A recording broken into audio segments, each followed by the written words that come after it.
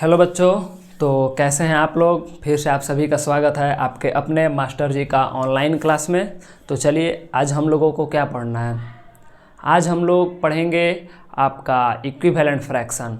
हम लोग उधर decimal, vulgar, proper, improper, mixed यहाँ तक हो चुका था। और आप लोगों को याद है मिक्स्ड फ्रैक्शन आप लोगों को पढ़ाए थे, उस पर बहुत सारा क्वेश्चन दिए थे। तो आज उस क्वेश्चन को हम लोगों को प्रैक्टिस करना है, ठीक है। चलो फर्स्ट क्वेश्चन नहीं लिखा हुआ, देखो सारा क्वेश्चन लेकर के आए हुए हैं तुम लोग को प्रैक्टिस कराने के लिए। तो क्वेश्चन का तुम लोग को प्रैक्टिस करा दे। फर्स्ट क्वेश्चन है, लाइव क्लास तो है नहीं, बोल तो पाओगे नहीं तुम लोग, तो क्वेश्चन तो लेकर के आए हुए हैं साथ में। कैसे बताए थे हम, पहले जो नेचुरल नंबर है उसको, फिर उसके बाद जो प्रॉपर फ्रैक्शन है उसको अलग अलग करके जोड़ देना है, याद है। चलिए याद है तो बहुत बढ़िया। इसको क्या करेंगे, 5 3 जा 15 + 2 अपॉन 5 17/5 बन गया। चेक कीजिए इतना आंसर आ रहा है आप लोग का, आ रहा है जिसका जिसका इस तरीके से सही है।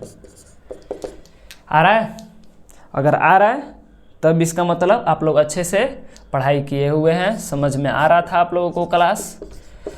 चलिए अब इसको देखिए, 4 5 जा 20 + 3 अपॉन 5 23/5। बहुत इजी सा क्वेश्चन था, हमको आशा है कि लगभग सब लोग बना लिए होंगे। 6 9/11 6 + 9/11 इसको कैसे करेंगे। 11 6 जा 66 + 9/11। 9 और 6 कितना होता है 15, और 6 पर 1 कैरी होगा तो हो जाएगा 7, ठीक है। 9 6 15 6 1 7। फोर्थ क्वेश्चन आपका क्या था, सब लोग आंसर मिलाते चलना, जिसका गलत होगा वो अपना फिर से बनाएगा, ऐसे नहीं कि बस देख करके कॉपी पेस्ट कर लेना। समझ में आ रहा है, जिसका जिसका गलती होगा इसको देख लेना, समझ लेना और खुद से वीडियो को बंद कर लेना है, मोबाइल को अपना ढक लेना किसी तरीके से और अपने से बनाने का प्रयास करना है। ऐसा नहीं कि देख लिए और बस उतार दिए। 9 5 जा 45 + 4 अपॉन 9, 5 + 4 = 9 + 4 मीन्स 49/9। यहाँ तक हो गया आप लोग का, और भी क्वेश्चन दिए हुए थे, यहाँ तक अगर हो गया है तो मिला लीजिए, सबका सही है। चलिए बहुत बढ़िया, अगर सही है तो इसको हम मिटाते हैं। नेक्स्ट क्वेश्चन, आगे का जो क्वेश्चन है उसको कराते हैं, उसको मिलाइए हम।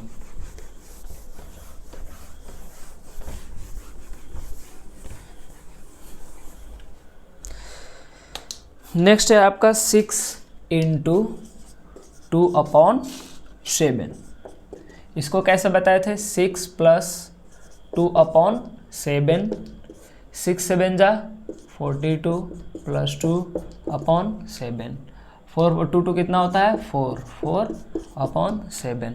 अगर इतना आप लोगों का आंसर आ रहा है इसका मतलब आप लोग अच्छे से समझ करके बना रहे थे।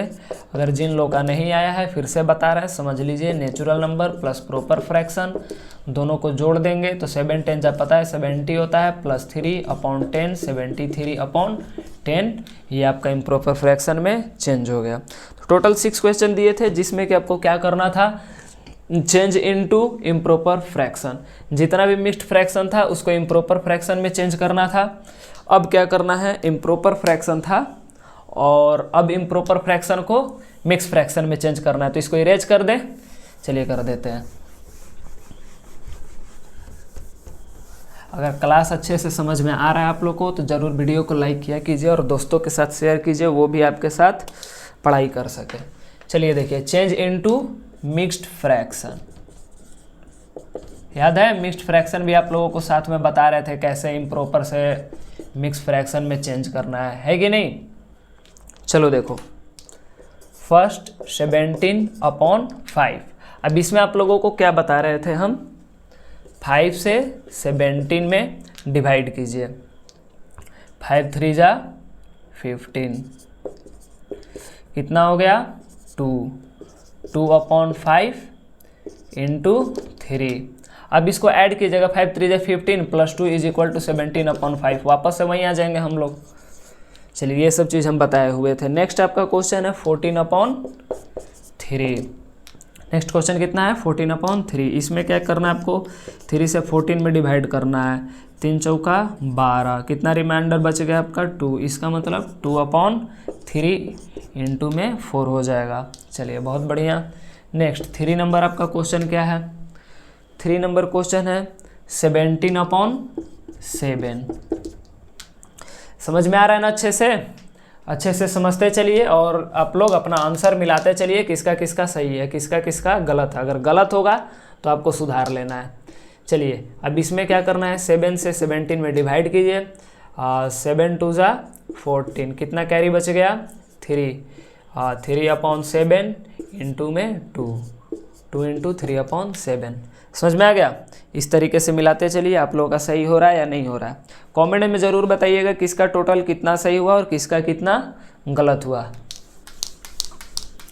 चलिए देखिए नेक्स्ट क्वेश्चन नंबर 4 में क्या है।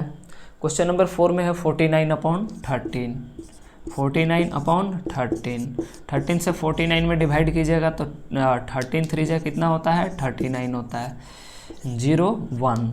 अब इसको कैसे लिखेंगे 3 इंटू 10/13। समझ में आ गया। इस तरीके से आप लोगों को बनाते चलना था।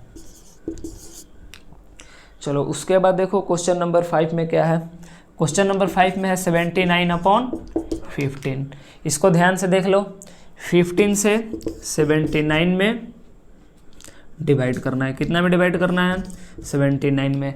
क्या होगा यहाँ पे 15 5 जा 75, कितना आपका रिमाइंडर बच रहा है 4। बहुत बढ़िया, ऐसे ही बोल बोल करके पढ़ते रहो। 4/15 इंटू में 5 इतना हो जाएगा। चलो आगे देखो, आगे क्या था सर, आगे था 81/4। चलो तो 4 से 81 में डिवाइड करो, कितना आएगा 2 बार में तो आप 8 को डिवाइड कर दोगे और 1। अब यहाँ पर एक क्रिटिकल सिचुएशन आ गया आप लोगों के साथ। अब कुछ लोग इसको क्या किए होंगे 1/4 इंटू में 2। अब कुछ लोग बोलेंगे हाँ सर मेरा तो यही आ रहा था, है कि नहीं। और कुछ लोग इसको ऐसे बनाए होंगे। अब लिखोगे 1/4 और इधर इंटू में 2 होगा। नेचुरल नंबर के फॉर्म में आपका 2 बोल रहे 20 होगा और आपका जो यहाँ पे प्रॉपर फ्रैक्शन बन रहा है वो 1/4 होगा। अब देखिए कुछ लोगों का आंसर ये आ रहा होगा। अगर जिसका आंसर ये आ रहा है ये हम नहीं बताएंगे सही है या गलत है, ये आप खुद बताएंगे। कैसे बताएंगे, तो ये दोनों को आप पहले सोल्व कीजिए। 2 + 1/4 कितना होगा 4 2 जा 8 प्लस 1/4 देखिए 9/4 आ रहा है 81/4 नहीं आ रहा है ना। समझ में आ गया, गलती है आपका।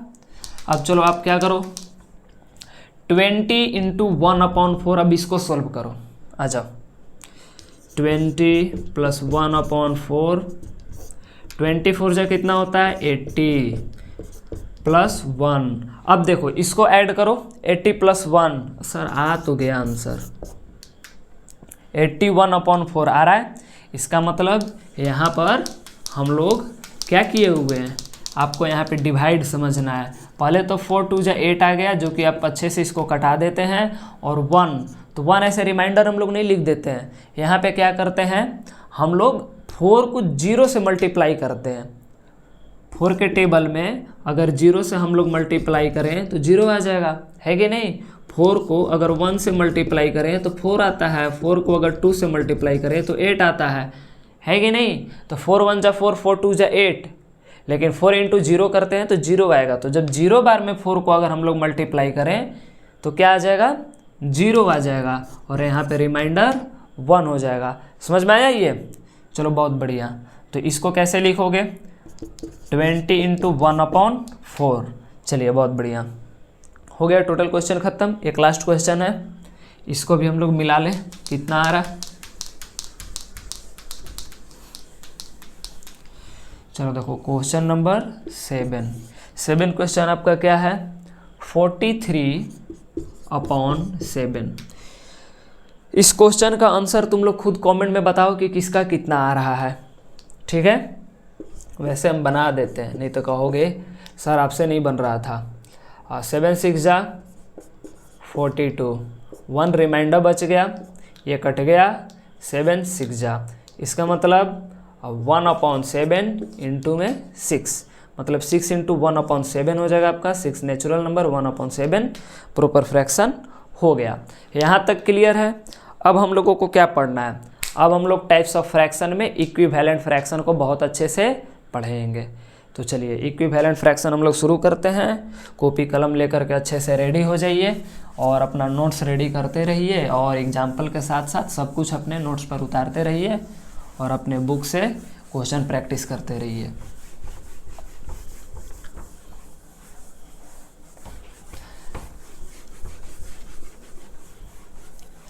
चलो देखो क्या पढ़ना है बाबू, बोलो। इक्विवेलेंट फ्रैक्शंस, है ना। इक्विवेलेंट, पहले तो ये समझो इक्विवेलेंट जो वर्ड है इसका मतलब क्या होता है। तो ये जो आपको यहाँ पर इक्विवेलेंट वर्ड मिल रहा है इसका मतलब होता है बराबर, माने एक जैसा। इक्विवेलेंट माने क्या होता है बाबू, इसका मतलब एक जैसा। चलो देखो अब इसका डेफिनेशन हम लोग क्या लिख सकते हैं, fractions that have different numerators and denominators. Fractions that have different numerators and denominators but have same proportions. अब इसका क्या मतलब है सर, लिख तो दिए, अब इसको समझा भी दीजिए। चलो ये आपको समझ में आ रहा है क्या कह रहा है, या सर मत बोलना किसी को समझ में नहीं आ रहा होगा। अब इसको समझा देते हैं। फ्रैक्शंस, एक ऐसा फ्रैक्शन जिसका कि न्यूमरेटर और जो डिनोमिनेटर होता है सबका अलग अलग होगा, ठीक है, लेकिन सेम प्रोपोर्शंस। ये क्या कह रहा है, तो पहले एग्जाम्पल देख लो। डिफिनेशन को तो तुम लोग रिमेंबर कर लोगे, रट्टा मार लोगे। एग्जाम्पल देखो, 1/2 दिख रहा है यहाँ पे, ठीक है, बहुत बढ़िया।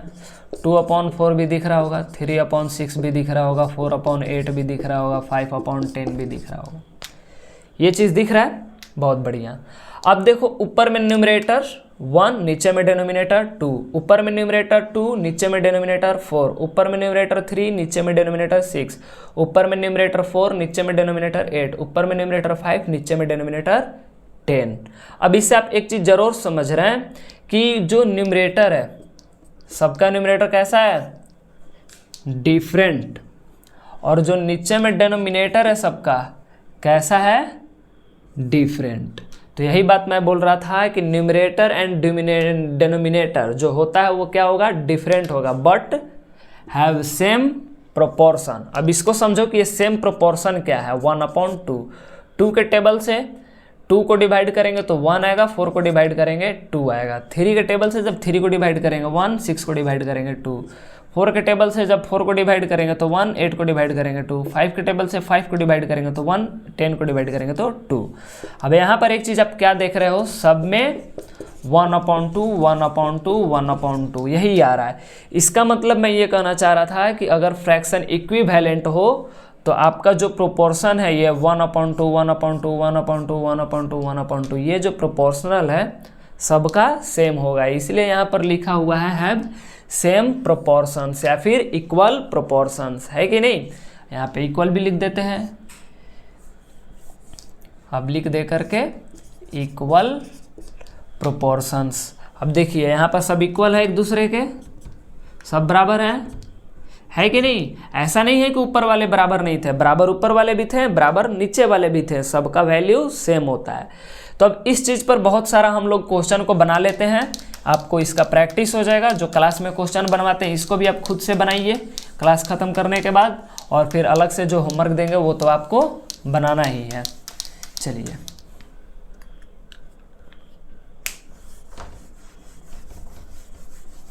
और नेक्स्ट क्लास आपका होगा लाइक फ्रैक्शंस और अनलाइक फ्रैक्शन का, जिसमें कि हम लोग लाइक और अनलाइक फ्रैक्शन को अच्छे से समझेंगे, और उसके बाद रह जाएगा आपका बहुत सारा क्वेश्चन प्रैक्टिस। चलो देखो, जैसे 3 × 5 है, ठीक है, अब इसको बोलते हैं right 3 equivalent fractions of each fraction. कह रहा है कि हर फ्रैक्शन का हमको क्या करना है, 3 इक्विवेलेंट फ्रैक्शंस लिखना है। अब कैसे लिखोगे, 3/5 है, इसको एक बार 2 से मल्टीप्लाई कर दोगे तो 3 2 जा 6, 5 2 जा 10। 3/5 है, इसको एक बार 3 से मल्टीप्लाई कर दो, 3 3 जा 9, 5 3 जा 15। अब एक बार क्या करोगे इसको 3/5, अब इसको कितना से मल्टीप्लाई करना है, कमेंट कितना से, 4 से। देखो अब इसको क्या करेंगे हम लोग, 3 4 जा 12 और 5 4 जा 20। चलो देखो अब हम क्या बोले थे कि 3/5 का कितना हमको इक्विवेलेंट फ्रैक्शन लिखना था बाबू, 3 इक्विवेलेंट फ्रैक्शन लिखना था ना जी, बोलो बच्चे, बहुत बढ़िया। अब इसका हमको 3 इक्विवेलेंट फ्रैक्शन लिखना था। पहला इक्विवेलेंट फ्रैक्शन 6/10 है, दूसरा आपका 9/15 है और तीसरा आपका 12/20 है। 3 इक्विवेलेंट फ्रैक्शन हो गया। आप कॉमा क्यों दिए हैं सर, सब तो इक्वल होगा, है कि नहीं। तो ये तो ऑलरेडी दिया हुआ था क्वेश्चन में और 3 हमको लिखना था, 3 मिल गया और सब का सब इक्वल होता है। क्यों इक्वल होता है, क्योंकि जब इसको डिवाइड करेंगे तो वापस से 3/5 आ जाएगा। अगर नेक्स्ट क्वेश्चन को बनाएं 4/7 लिख देते हैं, इसमें भी हम लोग 3 टर्म तक जाएंगे। इसको 2 से करते हैं, 4 1 जा 4 तो वही हो जाएगा, 4 2 जा 8, 7 2 जा 14, 4 3 जा 12, 7 3 जा 21, है ना।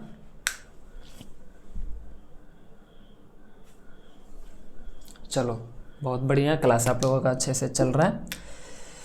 अब उसके बाद देखिए 1 2,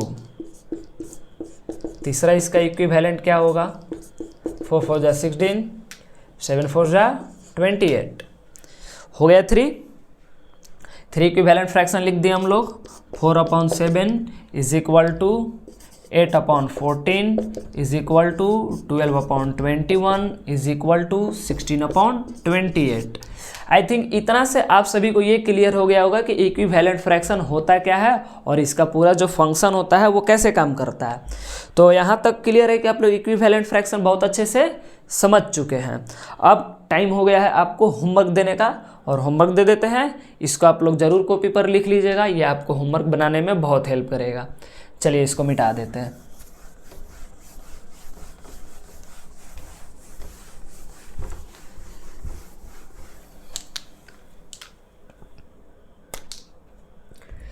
right 3 equivalent fraction of each fraction. 3 equivalent fraction लिखना है हर फ्रैक्शन का, ये आपका होमवर्क होगा।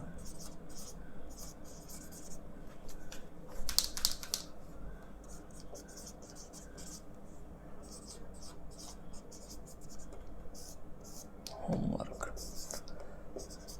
3/7 first question, second question 9/13 third question, 3/8, यहाँ पर 5 कर देते हैं, कुछ ज़्यादा ही 3 हो रहा है आज।